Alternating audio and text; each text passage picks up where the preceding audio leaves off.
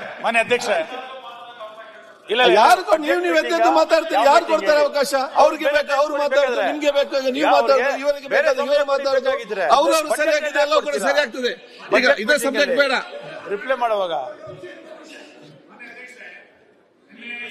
ನಲ್ಲಿ ಚರ್ಚೆ ಆಗಬೇಕಾದ್ರೆ ನಾನು ಈ ವಿಷಯವನ್ನ ಪ್ರಸ್ತಾಪ ಮಾಡಿದ್ದೆ. ಈಗ ಒಬ್ರು ಜವಾಬ್ದಾರಿಯುತವಾದಂತಹ ಸಚಿವರು ಅಸೆಂಬ್ಲಿಯಲ್ಲಿ ಈ ವಿಷಯವನ್ನ ಪ್ರಸ್ತಾಪ ಮಾಡಿದ್ದಾರೆ. ಯಾರೋ ಸಾಮಾನ್ಯ ಸದಸ್ಯ ಅಲ್ಲ, ಒಬ್ಬ ಹಿರಿಯ ಸದಸ್ಯರು ಇದನ್ನ ಪ್ರಸ್ತಾಪ ಮಾಡಿದ್ದಾರೆ. ಸಚಿವರೊಬ್ಬರು ಪ್ರಸ್ತಾಪ ಮಾಡಿದ್ದಾರೆ. ಇದನ್ನ ಈ ಸದನ ಯಾವುದೇ ರಾಜಕೀಯ ಪಕ್ಷದ ಭೇದ ಭಾವ ಇಲ್ಲದಂತೆ ಇದನ್ನ ಅತ್ಯಂತ ಉಗ್ರ ಶಬ್ದಗಳಲ್ಲಿ ಇದನ್ನ ಖಂಡಿಸ್ತವೆ. ಯಾವುದೇ ಕಾರಣಕ್ಕೆ ಈ ರೀತಿಯಾದಂತಹ ಘಟನೆಗಳು ಯಾರ ಬದುಕಿನಲ್ಲೂ ಕೂಡ ಆಗಬಾರದು. ಇದು ಬಹಳ ಸ್ಪಷ್ಟ. ವಿರೋಧಗಳು, ವೈಷಮ್ಯಗಳು ಸಿದ್ಧಾಂತದ ಅಡಿನಲ್ಲಿ ನಡೀಲಿ. ಒಂದ್ ನಿಮಿಷ ಸರ್, ಸಿದ್ಧಾಂತದ ಅಡಿನಲ್ಲಿ ನಡೀಲಿ. ಕಾರ್ಯಕ್ರಮಗಳ ಮುಖಾಂತರ ಪ್ರತಿಸ್ಪರ್ಧಿಯನ್ನು ಸೋಲಿಸುವಂತ ಪ್ರಯತ್ನಗಳು ನಡೀಲಿ. ಯೋಜನೆಗಳ ಮುಖಾಂತರ ಪ್ರತಿಸ್ಪರ್ಧಿಯನ್ನ ಸೋಲಿಸುವಂತಹ ಪ್ರಕರಣಗಳು ನಡೀಲಿ.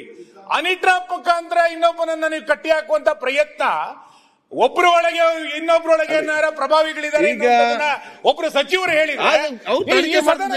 ಸುಮ್ಮನೆ ಕುತ್ಕೊಳ್ಳಿಕ್ ಆಗಲ್ಲ ಅಂತ ಹೇಳಿದ್ದಾರೆ ಮಾನ್ಯ ಅಧ್ಯಕ್ಷರೇ. 48 ಜನ ಇದರಲ್ಲಿ ಟೀಮ್ 48 ಜನರ ಮೇಲೆ ಆಗಿದೆ ಅಂತ ಹೇಳಿದ್ರು. ಗೃಹ ಸಚಿವರಿಗೆ ಪತ್ರ ಮುಖೇನ ಕೊಡ್ತೀವಿ ಅಂತ ಹೇಳಿದ್ದಾರೆ. ಗೃಹ ಸಚಿವರು ದಯಮಾಡಿ ಇಲ್ಲೇ ಉತ್ತರ ಕೊಡ್ಬೇಕು ನೀವು. ಯಾಕೆ ಅಂತಂದ್ರೆ ನಿಮ್ಮ ಜಿಲ್ಲೆಯ ಸಚಿವರದೇ ಈ ಪರಿಸ್ಥಿತಿ ಆದ್ರೆ ಇನ್ನು ಕರ್ನಾಟಕದ ಜನರ ಪರಿಸ್ಥಿತಿ ಏನು? ಯಾರು ಇದರಿಂದ ಕೈವಾಡ ಇದ್ದಾರೆ? ಅಷ್ಟು ದೊಡ್ಡ ಸಚಿವರು ಯಾರು ಇದರ ಹನಿ ಟ್ರ್ಯಾಪ್ ಅನ್ನು ಮಾಡ್ತಾ ಇದ್ದಾರೆ? ಇದಕ್ಕೆ ಸರ್ಕಾರನೇ ಇದಕ್ಕೆ ಬೆಂಬಲವಾಗಿ ನಿಂತಿದ್ಯಾ ಅಥವಾ ಯಾರು ಒಬ್ಬ ವ್ಯಕ್ತಿ ಮಾತ್ರ ಬೆಂಬಲವಾಗಿ ನಿಂತಿದ್ಯಾ? ರಾಜಕಾರಣಕ್ಕೋಸ್ಕರ ಏನ್ ಬೇಕಾದ್ರೂ ಯಾವ ಕಾರಣಕ್ಕೂ ಸಹಿಸ್ಲಿಕ್ಕೆ ಆಗಲ್ಲ.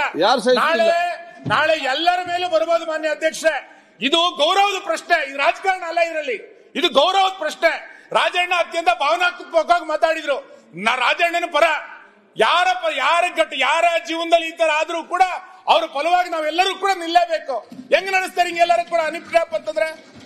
ಆಯ್ತು, ನೀವು ವಿರೋಧಿಗಳನ್ನ ನಾವು ಹೇಳ್ತೀವಿ, ಈಗ ನಿಮ್ ಗ್ಯಾರಂಟಿ ಸರಿ ಇಲ್ಲ, ನಾನು ವಿರೋಧ ಮಾಡ್ತೀನಿ. ಹನಿ ಟ್ರ್ಯಾಪ್ ಮುಖಾಂತರ ಮಾಡೋಬ್ಬರು ಕಟ್ಟಿ ಹಾಕ್ತೀನಿ ಅಂತಿದ್ರೆ ಏನ್ ನಡೆಸಿದಿರಿ ನೀವು? ದಯಮಾಡಿ ಗೃಹ ಸಚಿವರು ಇದನ್ನ ತಡ ಮಾಡ್ಲಿಕ್ಕಿಲ್ಲ. ನೀವು ನಿನ್ನೆ 10 ಗಂಟೆ ತನಕ ನಡೆಸಿರಿ, ಇವತ್ತು 11 ಗಂಟೆ ತನಕ ಸದನ ನಡೆಸಿ ತೊಂದರೆ ಇಲ್ಲ. ದಯಮಾಡಿ ಗೃಹ ಸಚಿವರು ಉತ್ತರ ಕೊಡಿ.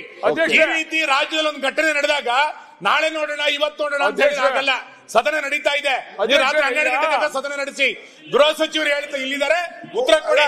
48 ಜನ ಯಾರ್ಯಾರಾಗಿದ್ದಾರೆ, ನಮ್ಮ ಪಾರ್ಟಿಯಲ್ಲಿ ಯಾರಿಗಾಗಿದೆ,